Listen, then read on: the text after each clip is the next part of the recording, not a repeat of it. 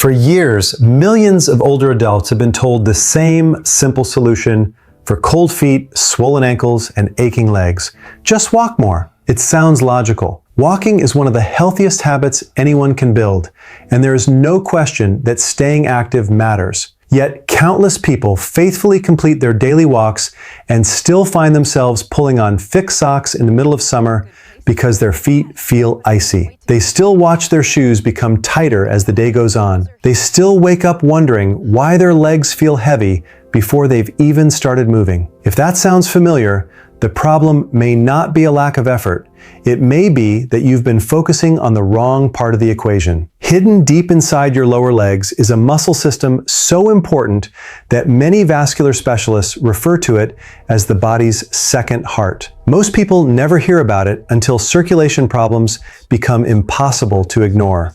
Yet this overlooked system quietly determines whether blood keeps moving efficiently back toward your heart or slowly collects around your ankles, creating swelling, discomfort, and a growing sense that your legs simply aren't what they used to be. Understanding how this system works could completely change the way you think about circulation after 60. Many people assume poor circulation is just another unavoidable part of getting older. They notice their feet getting colder every winter, then every evening, and eventually almost every day. They blame the weather, their shoes, or simply their age. But reduced blood flow is more than an inconvenience. When circulation slows, tissues receive less oxygen and fewer nutrients. Minor cuts may take longer to heal.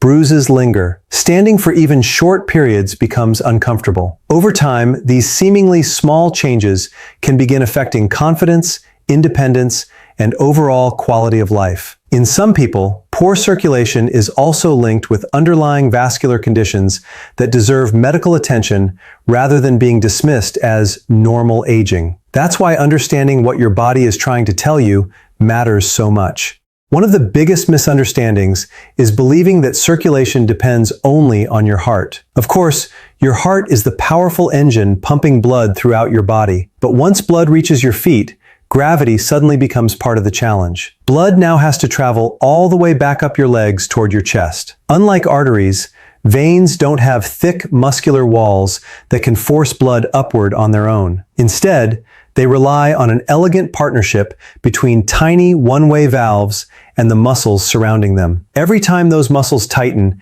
they gently squeeze the veins, pushing blood higher. Each valve closes behind the moving blood, preventing it from falling backward. This process repeats thousands of times every day without us giving it a second thought. The muscle that performs most of this work sits in the back of your lower leg. Every step you take activates it briefly. Every climb up the stairs gives it another opportunity to help. Because of its remarkable role in moving blood back toward the heart, many health professionals call it the calf muscle pump. That nickname isn't just a clever comparison. It reflects how essential this muscle becomes whenever you're standing or walking. Without it, blood would struggle against gravity far more than most people realize. The challenge is that this natural pumping system doesn't remain equally strong forever. As the years pass, muscles gradually lose size and strength unless they're challenged regularly. Vein walls may become less firm. The tiny valves inside those veins may no longer seal as tightly as they once did. Even spending several hours sitting each day can reduce how often the calf muscles contract, with enough force to keep blood moving efficiently. Little by little, blood begins lingering around the ankles instead of returning upward as effectively as it should. That's when many familiar symptoms start appearing. Shoes fit comfortably in the morning, but feel tight before dinner. Socks leave deep marks around the ankles. Feet become cold despite warm temperatures. Legs begin feeling unusually tired after activities that once seemed effortless. The frustrating part is that many people respond by simply trying to walk farther. While walking certainly benefits the heart, lungs, and overall fitness, casual walking doesn't always create the powerful muscle contractions needed to fully activate the calf pump. Think of it like squeezing a sponge. A light touch releases only a little water. A firm squeeze empties much more. Your calf muscles work in a similar way. Gentle movement is helpful, but specific controlled contractions can produce a much stronger pumping action than ordinary strolling alone. Imagine someone we'll call Margaret. She's 72, enjoys gardening, and has faithfully walked around her neighborhood every morning for years. Friends admire her consistency. Her smartwatch congratulates her for hitting her daily step goal almost every afternoon. Yet by evening, she quietly slips off her shoes because her ankles have swollen enough to make them uncomfortable. At bedtime, she piles blankets over her feet because they never seem warm enough. She wonders if she's simply expecting too much from an aging body. What Margaret doesn't realize is that her dedication isn't the problem. She's been working hard, but the specific muscles responsible for driving blood upward haven't been receiving the focused attention they truly need. The encouraging news is that improving circulation often isn't about exercising longer. It's about exercising smarter. A few carefully chosen movements can activate the calf pump far more effectively than simply adding another mile to your daily walk. These movements require no expensive equipment, no gym membership, and very little space. Most can be performed safely at home while watching television, reading the newspaper, or waiting for the kettle to boil. More importantly, they directly target the muscle system responsible for returning blood from your lower legs back toward your heart. We'll begin with the simplest movement of all, one that's frequently recommended to patients recovering after surgery because it encourages blood flow even before they're ready to stand. At first glance, it seems almost too easy to matter. Many people dismiss it without giving it a real chance. That would be a mistake. Sometimes the smallest movements produce surprisingly meaningful results when they target exactly the right mechanism. The exercise starts with nothing more than your feet. Sit comfortably in a sturdy chair with both feet resting flat on the floor. Slowly lift your toes toward your shins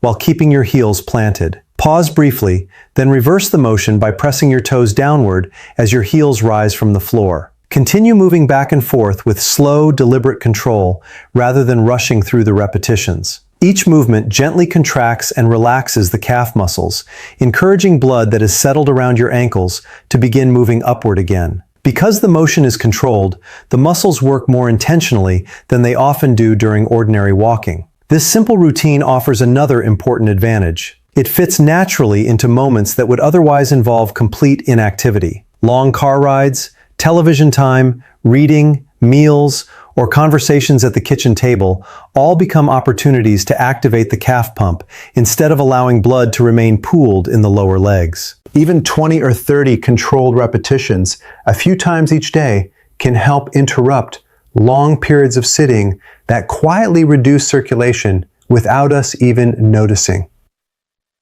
For someone like Margaret, this became the first small change that finally made sense.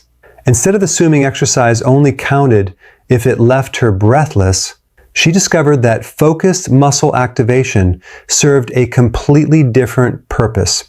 Her goal wasn't burning calories. It was reminding the body's natural pumping system to do the job it had gradually been doing less efficiently over the years. That small shift in understanding laid the foundation for everything that followed, because the next movement builds upon this first exercise by recruiting even larger muscles that play a major role in circulation, strength, and long-term mobility. The next step focuses on muscles many people rarely think about until everyday activities begin feeling harder. Standing up from a chair, climbing stairs, stepping onto a curb, or catching yourself when you lose your balance all depend heavily on the large muscles running along the front of your thighs and hips. These muscles aren't just responsible for movement. Every time they contract, they also help compress the larger veins traveling through your legs, encouraging blood to continue its journey back toward the heart. When these muscles weaken, circulation often slows right along with them, creating another obstacle that ordinary walking doesn't always overcome. Researchers who study healthy aging often pay close attention to something surprisingly simple: walking speed. It may sound like an ordinary measurement, but doctors know it can reveal a great deal about a person's overall health. People who gradually begin walking more slowly are often experiencing subtle losses in strength, balance, and muscle function long before those changes become obvious in everyday life. That doesn't mean slowing down is inevitable.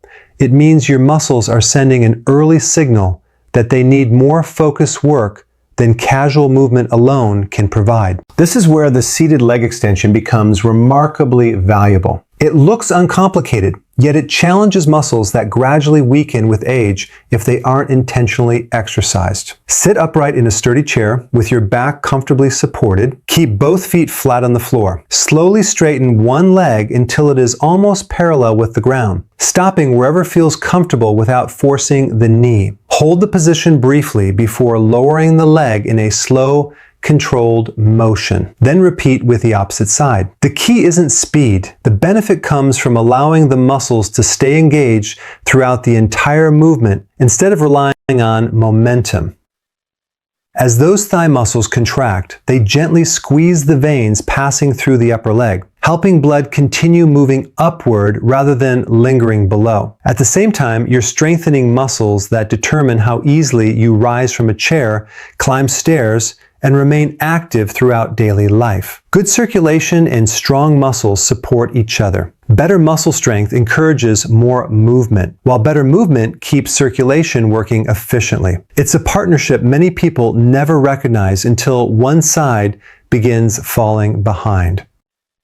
Margaret noticed something unexpected after practicing this movement consistently. She hadn't started because standing from a chair felt difficult. In fact, she considered herself fairly independent. Yet after several weeks, she realized she no longer needed to push herself upward using both hands quite as often. Getting out of the car became easier. Carrying groceries into the house no longer left her legs feeling unusually heavy. These weren't dramatic overnight transformations. They were quiet improvements that gradually restored confidence without her even realizing they were happening.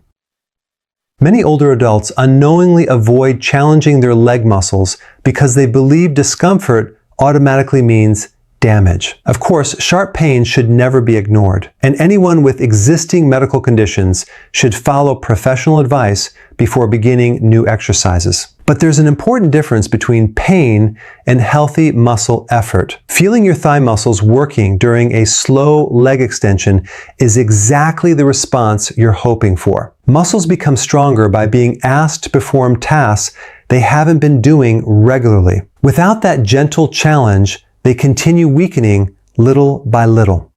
Once this movement begins feeling comfortable, adding light resistance can make it even more effective. A lightweight ankle weight or resistance band increases the workload just enough to encourage additional strength gains without placing excessive stress on the joints. The goal isn't lifting heavy weight. It's asking the muscles to remain active long enough to rebuild endurance and improve their ability to support circulation throughout the day.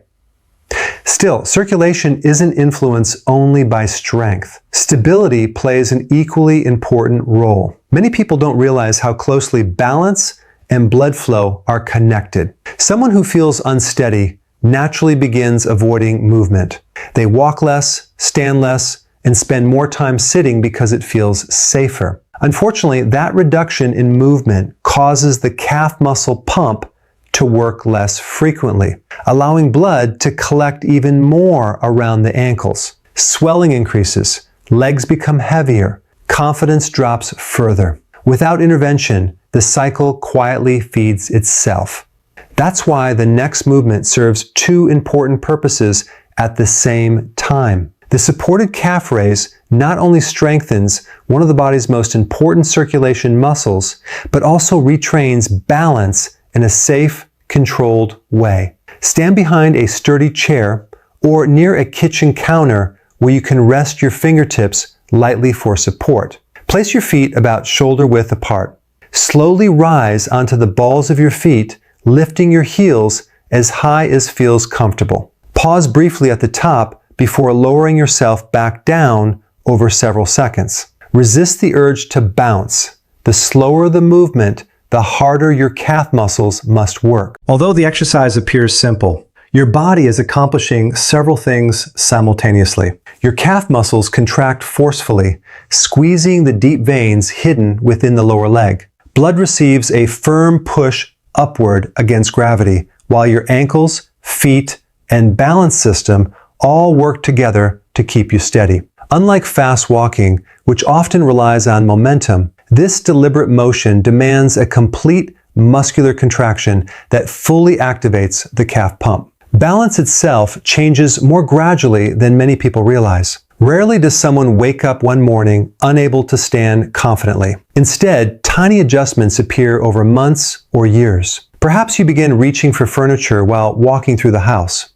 Maybe you hesitate before stepping off a curb. You find yourself holding the handrail a little tighter when using stairs. Each change seems insignificant on its own, yet together they tell the story of muscles and nerves becoming less responsive than they once were.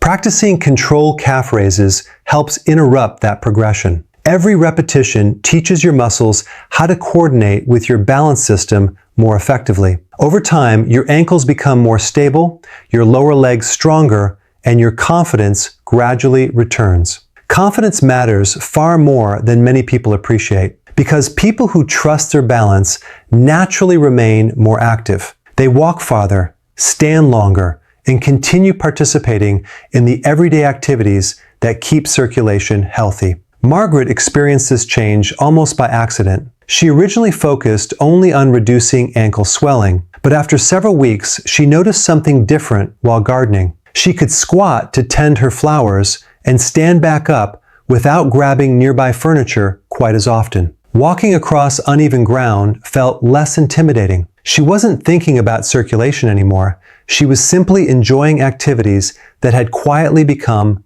easier. Another benefit of calf raises is that they're gentle on the joints compared with many traditional strengthening exercises. There's no jumping, no running, and no sudden impact. Everything happens under complete control, allowing the muscles to perform the work while minimizing unnecessary strain on knees and hips. That makes the movement practical for many older adults who avoid exercise because high-impact routines simply aren't realistic.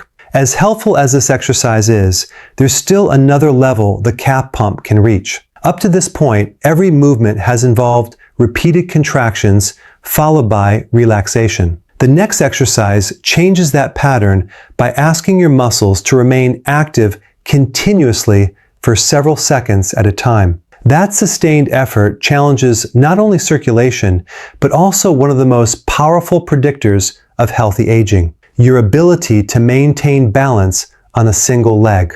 One of the simplest health tests ever studied requires no machines, no blood work, and no special equipment. All it asks is this: can you stand on one leg for 10 seconds? It sounds almost too easy to matter. Yet researchers have found that this small challenge can reveal an incredible amount about overall health as we age. The ability to balance on one foot depends on strong muscles, healthy nerves, quick reactions, and a body that's still working as a coordinated system. When that ability begins to disappear, it often reflects much more than poor balance alone. It may also signal declining muscle strength, reduced mobility, and a future where confidence slowly gives way to caution. That's why this next exercise is about far more than preventing falls. It also keeps the muscles responsible for circulating blood engaged continuously instead of only for a brief moment. Think about what happens during a normal walk. One foot leaves the ground while the other supports your body. But that entire process lasts only a fraction of a second before you shift your weight again. Your calf muscles contract, but only briefly. During a controlled single-leg balance exercise, those same muscles remain active the entire time. Your calf, ankle, thigh, hip, and even your core all work together to keep you upright. That prolonged contraction creates a steady pumping action inside the veins, encouraging blood to move upward rather than settling around your feet. To perform the exercise safely, stand beside a kitchen counter, sturdy chair, or wall. Keep one hand close enough to provide support if needed, but don't grip it unless you lose your balance. Shift your weight onto one leg and gently lift the opposite foot just an inch or two from the floor. There's no need to raise it high. Stand tall, keep your eyes focused on something straight ahead, and breathe normally. Try holding the position for 10 seconds at first. If that feels comfortable, gradually work toward 20 or even 30 seconds. Then repeat on the other side. Don't be discouraged if balancing feels surprisingly difficult. Many people who consider themselves reasonably active discover that standing on one leg is much harder than expected. That doesn't mean you failed. It simply tells you which part of your body's movement system needs attention. Balance is a skill, and like any skill, it improves with consistent practice. Small daily improvements often add up far faster than people imagine. Margaret certainly didn't master this exercise on her first attempt. During the first week, she instinctively reached for the countertop every few seconds. At first, she laughed, convinced she had suddenly become clumsy. But after practicing regularly, something remarkable happened. The countertop slowly became less necessary. Her muscles learned to respond faster. Tiny corrections that once required grabbing for support began happening automatically. She wasn't consciously thinking about balance anymore. Her body simply became better at maintaining it. That growing confidence spread into other parts of her life. She noticed herself walking across the yard without carefully watching every step. Getting dressed while standing became easier. She could step over small obstacles without feeling uneasy. These changes weren't dramatic enough for anyone else to notice immediately, but they mattered enormously to her because they removed the quiet fear that had slowly crept into everyday activities. There's another reason balance training deserves more attention than it often receives. When people become afraid of falling, they naturally move less. They stop taking longer walks, avoid stairs whenever possible, and begin sitting for larger portions of the day. Less movement means fewer muscle contractions. Fewer contractions mean slower blood flow. Slower circulation contributes to swelling, stiffness, and heavier legs, making movement feel even more difficult. Before long, inactivity becomes both the cause and the result of declining circulation. Breaking that cycle early can make an enormous difference. Still, even prolonged muscle contractions aren't the strongest way to activate the calf pump. The final exercise builds on everything you've practiced so far by combining a powerful contraction with a sustained hold that gives your lower leg muscles enough time to push a greater volume of blood upward. It may look similar to the calf raise you practiced earlier, but one small adjustment transforms the entire movement. Stand behind a sturdy chair or position yourself at a kitchen counter. Place your feet comfortably apart and rise slowly onto the balls of your feet until your heels are lifted as high as feels comfortable. Instead of immediately lowering yourself, remain in that elevated position for several seconds. Continue breathing normally. Keep your posture upright and your eyes looking forward. Only after holding the position should you slowly lower your heels back to the floor with complete control. That brief pause is what makes this movement so effective. While you're holding yourself at the top, your calf muscles stay fully contracted. Instead of giving the veins a quick squeeze, you're maintaining steady pressure that encourages blood to continue moving upward against gravity. Think of it as holding a pump fully compressed instead of giving it a quick tap. The longer, controlled contraction provides more time for blood to leave the lower leg, helping reduce pooling around the ankles. When Margaret first added this exercise to her routine, she found it surprisingly demanding. Her calf muscles tired much faster than expected, even though the movement looked simple. Rather than increasing repetitions immediately, she focused on performing each one correctly. Within several weeks, she noticed her evening routine had changed without her realizing it. She wasn't loosening her shoes as soon as she got home anymore. The deep sock marks around her ankles became less noticeable. Most importantly, her feet no longer felt freezing cold every night, despite the room being warm. She also discovered something she hadn't expected. Standing up after sitting through an entire movie felt easier. Instead of waiting a few moments for her legs to wake up, she could begin walking almost immediately. That subtle improvement reflected more than stronger muscles. It suggested her circulation was supporting movement more efficiently throughout the day. Of course, it's important to keep realistic expectations. No exercise can completely erase decades of aging, and no routine promises instant results. Healthy circulation develops gradually, just as circulation problems often develop gradually. The body responds to consistency far better than intensity. 10 to 15 minutes performed almost every day will usually accomplish far more than an exhausting workout attempted only once each week. Just as important is recognizing when exercise isn't the right solution. If one leg suddenly becomes cold, pale, extremely painful, numb, or develops a wound that refuses to heal, those symptoms deserve prompt medical evaluation. Sudden changes in circulation can signal serious vascular conditions that require immediate attention rather than home exercises. The movements you've learned are designed for supporting everyday circulation and maintaining healthy muscle function, not replacing professional care when warning signs appear. Looking back, Margaret realized she had spent years measuring success by the number of steps shown on her watch. She believed more walking automatically meant better circulation. What finally changed her progress wasn't abandoning walking. It was adding movements that specifically strengthened the muscles responsible for returning blood from her legs back toward her heart. Walking remained an important part of her lifestyle, but it was no longer the only strategy she relied upon. If there's one lesson worth remembering, it's this. Circulation isn't determined by age alone. It's influenced every single day by how often your muscles contract, how strong those muscles remain, and how consistently you give your body's natural pumping system an opportunity to do its job. Your heart may provide the power, but your legs play an essential role in completing the journey. With just a few focused minutes each day, you can support that remarkable system, reduce the effects of prolonged sitting, strengthen the muscles that keep you independent, and give yourself the best possible chance of staying active, confident, and steady for many years to come.